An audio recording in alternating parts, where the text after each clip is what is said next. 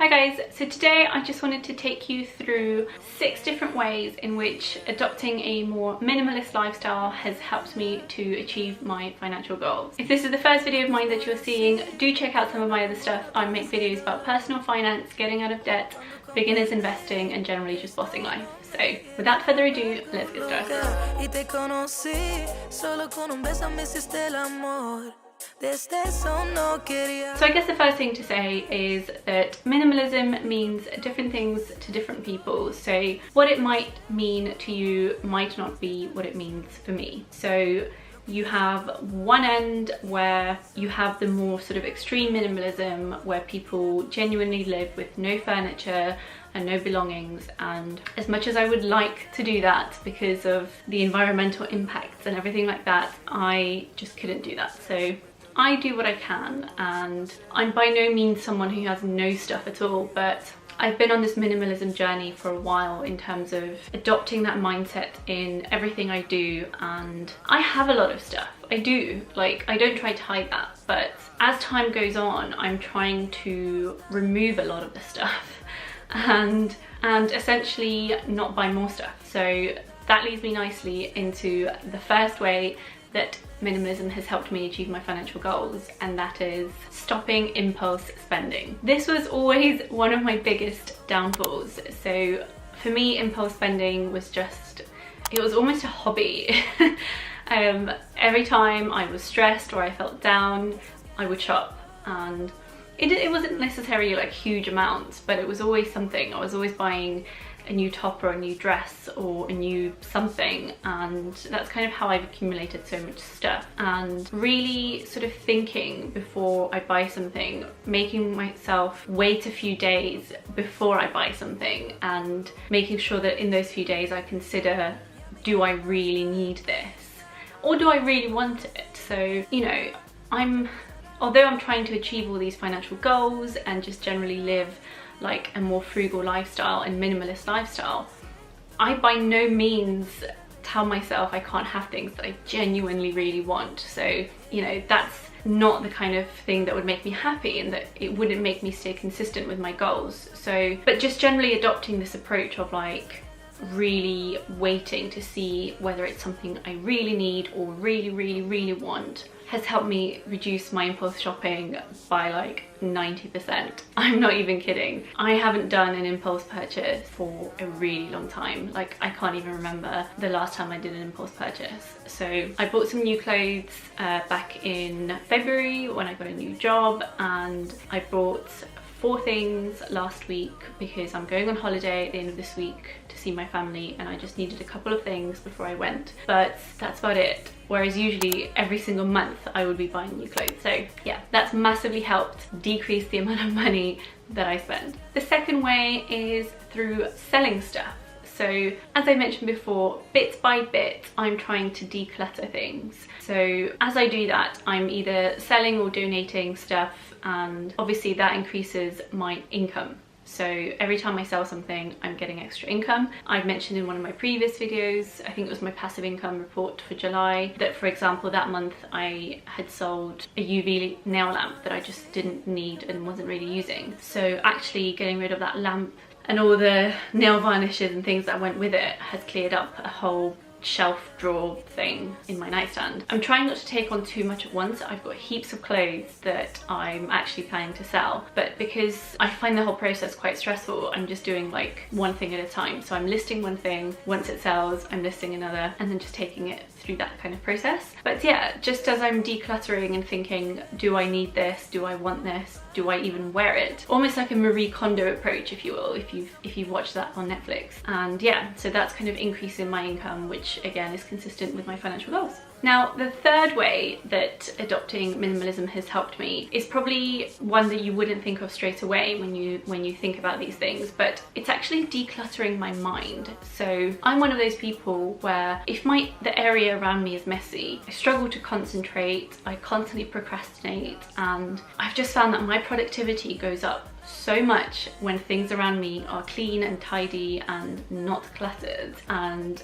through this whole process of having less stuff and getting rid of stuff, it makes it easier to keep things clean and tidy. I'm by no means where I want to be, but I have noticed that when I'm getting rid of stuff and reducing stuff, my mind is clearer and it helps me focus on both my day job, which brings me money, and on my side hustles, which also bring me money. So through that, it's like a bit of a sideways step into how it indirectly, but sort of directly, helps me with my goals. So the fourth way that minimalism has helped me achieve my financial goals is generally just needing less stuff. Now, this kind of ties into shopping less and selling stuff, but it also ties into the long term in terms of, for example, with clothes. I've mentioned, I think in one of my really early videos, that I wanted to aim for something like a capsule wardrobe. And what I've said now is that when I buy new clothes, I want them all to be sort of white, black, grey and pastel colours. Anything new that I buy will not be bright and colourful unless it's for a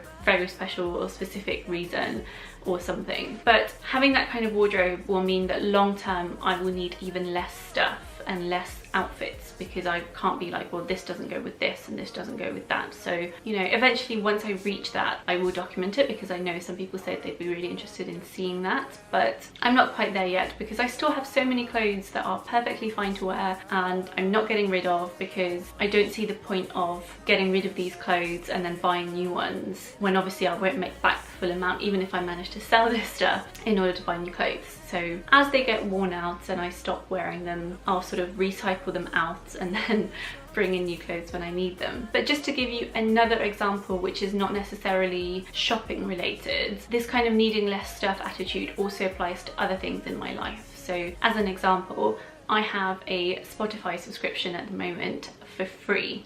So I've got premium Spotify for 6 months for free because of a purchase that I made, which came with 6 months free Spotify. Adopting this attitude of like, do I really need it? I've decided that when it runs out, I'm not going to renew it, because as much as I like listening to the music when I'm commuting and things like that, I mean at the moment I'm not even commuting, but even if I go back to the office, I've decided that on my commute I should probably be listening to podcasts or reading books, and I really need to bring myself to do it. And actually saving £120 a year on a Spotify subscription is probably a good thing to help me reach my financial goals. So it's little things like that where deciding that you don't actually need something can help you. The fifth way that this has helped me is through decluttering my finances. So this comes more in the territory of, do I need this many credit cards? Do I need this many subscriptions to things? Sort of looking through all my direct debits and going, what am I paying this for? What is this? Do I need this? And then just deciding, is this going to make me happy? Is it something that is necessary for me? So I still have things I pay for. I pay for subscriptions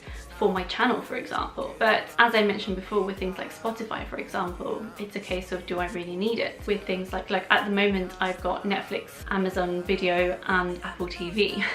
There is no way I need all three. I'm very lucky because I don't pay for any of them at the moment, but a time is going to come where I'm going to have to pay, and when that time comes, I'm going to pick one. I'm not going to be paying for all three. So it's adopting that kind of mindset when it comes to your finances. It just makes it easier to keep track of things and really stick to your financial goals. And the final way in which minimalism has helped me with my financial goals is not succumbing to lifestyle inflation. So what that means is that when I've been promoted, I've just had the understanding that I'm fine with the level of life that I have. I don't need to, I don't know, buy more expensive food now, or get myself a car now, or, you know, all this kind of stuff that would come with an increase in salary, because I'm quite happy with my level of like living. So why would I let my expenses creep up just because my salary's gone up? So it's increasing the difference between your income and your expenses and putting the difference into your debt or your savings. So that's been a massive help